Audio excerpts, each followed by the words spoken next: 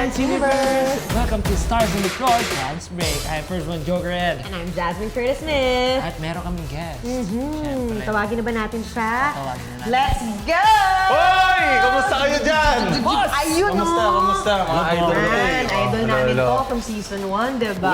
Thank you Sa'yo for na joining nga. us. Thank you. Kuya, kamusta naman? At ano ang pinaka na-excite ka sa pyesa natin? Ako na-excite ako dahil talaga makakasama ko yung mga idol ko simula noon. Talagang pinapanood ko na rin sila. Siyempre, ito kabatch ko si Joker. Yes. Ito medyo kasing idara naman, Yes. Jasmine. Ayan.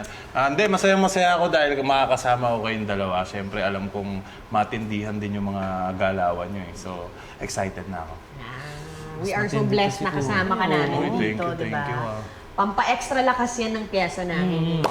Siyempre. As in, malakas talaga. Diba? Oo. Panoorin yan.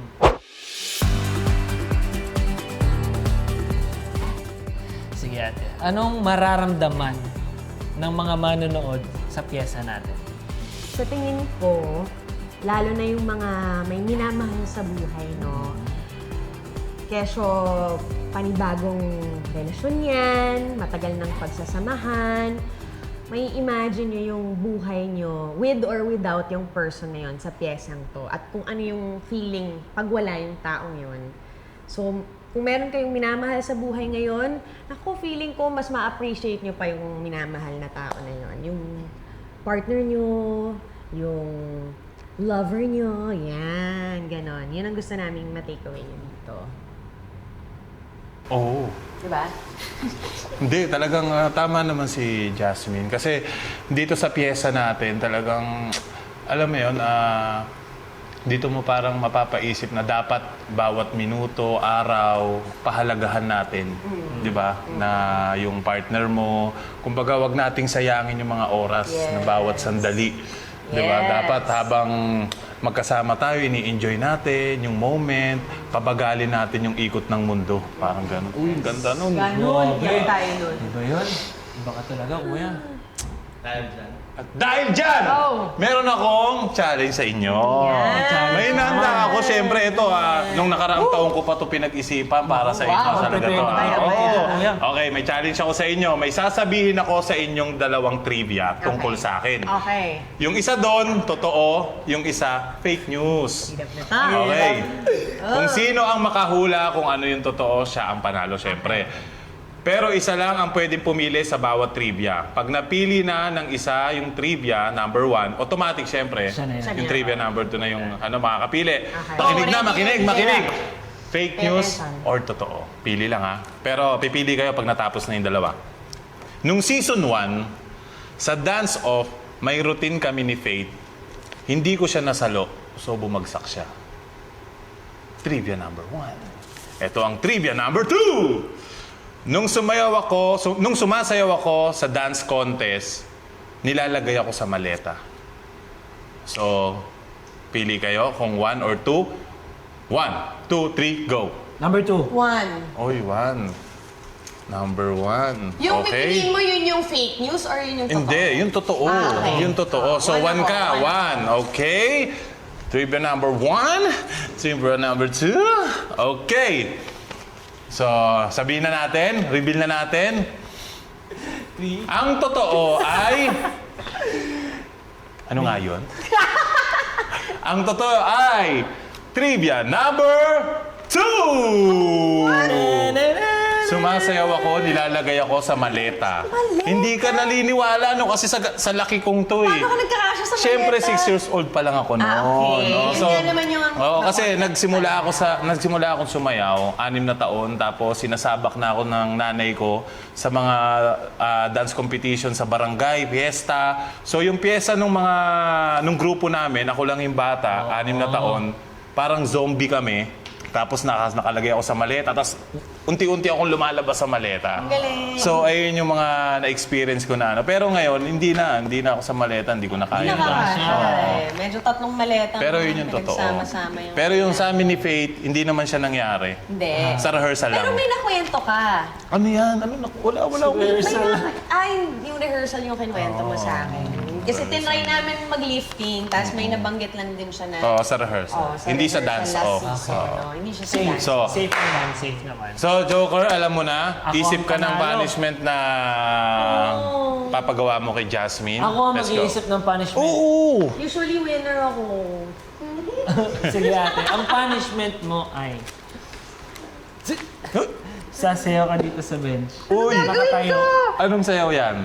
Anong Sayaw sayaw? kikay, charot. O sige, kung bahala mamili ng sayaw mo, basta sumayaw ka dito Let's sa taas. go! Oh Sumayaw my ka dito sa taas. God! Walang music? Charot! Kaya kailan? O sige. Ano? Joe Collins. Let's go. 1, 2, 3, go!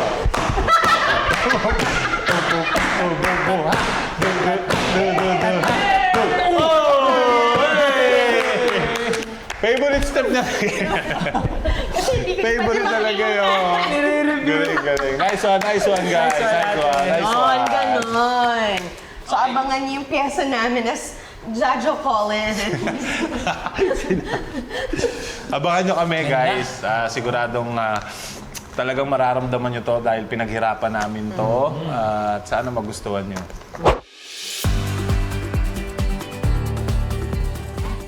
This is the last episode before the grand finale.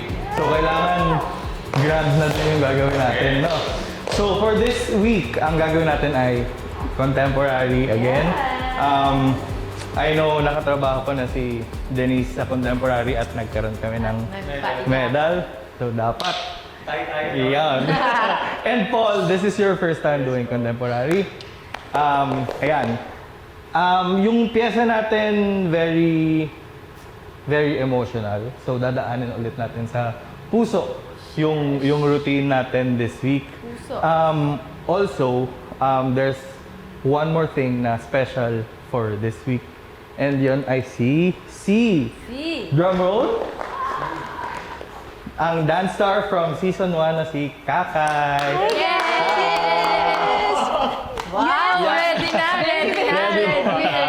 Yan. So, is this your first time contemporary sa season 1 na contemp ka? Nag-contemporary po ako, pero hindi po siya like all throughout kasi since may challenge. Yeah, ayun. So, I'm very excited, Coach. So, this episode, tatry natin yung contemporary. But also, one of the challenges, 3 kayong sasayaw. True. So, tingnan natin kung ano magagawa natin. Yes. Excited na kayo? Yes. Let's start. Start tayo sa choreo ng chorus. Sige, find your space. Ready? So, we start with... we started with your right leg open. 1. Tapos babawi tayo ng end. Tapos left leg to the back. 2. Tapos down 3. Right? 5, 6, 7, 8. 1 and 2. Down 3. Tapos we turn on 4. Turn with your right leg. Tapos left leg nakapase. 4. Point your toes. Tapos from here, we go 5. Make sure flat back siya. Tapos point your right leg. 5. Tapos para tayong lilipad. And 6. Yeah. And then 7. Pase. Point your toes. Yan. Yan muna. Ready. 5, 6, 7, 8, and 1, and 2, 3. Turn. 4, and 5, and 6, 7. Very good. Unang turo lang, alam, perfect na agad. Mahirap siya and sobrang ano talaga ng technique and mga floor works, yun yung challenging. Kasi kailangan maka-up ka agad, Makadaan ka agad. daan ka agad, yung travel mo, and syempre yung steps. Yes. Kailangan nandun din, and yung syempre point your toes, hindi mawawala. So, And- challenging yeah. talaga. Sa tingin ko rin po yung nakita kong kulang namin is yung timing and yung connection. Yeah. Yeah. Pero, kasi guys, yun lang oh. Parang kumbaga 2 days lang to. Pero maganda talaga Yes, siya. pero parang it's very emotional and it's parang maraming tao yung makaka-relate. Thank you, Coach Shad, sa magandang Vision. Thank you. And Yeah. ano siya, basta nasa emotions ka, feeling ko, doon kami lalo mag-connect. And sarap sa'yo sumayaw ng contemporary. Masakit lang sa likod. Kaya nga guys, Ang dami ng mga pasapasa. true. Siguro sa team namin ni Denise, kasi medyo yung mga nagagawa namin style ni Denise, it's about fun, love story kind of type, tapos mga hataw, fem. So I think ito yung first and last siguro namin na magagawang medyo emotional bago mag-finals. So, ang sarap din pagdaanan. It's a good And- break sa inyong Oo. dalawa. And siyempre si Kakay kasama namin, so medyo ano talaga, memorable and it's an honor na magawa tong piece na ganito kasi first time na tatlo eh. Yeah. So medyo ibang challenge din siya sa in terms of connection siyempre. Pero alam ko magagawa namin yan. Mas maganda pa kaysa sa nire-rehearse namin yun. on the floor.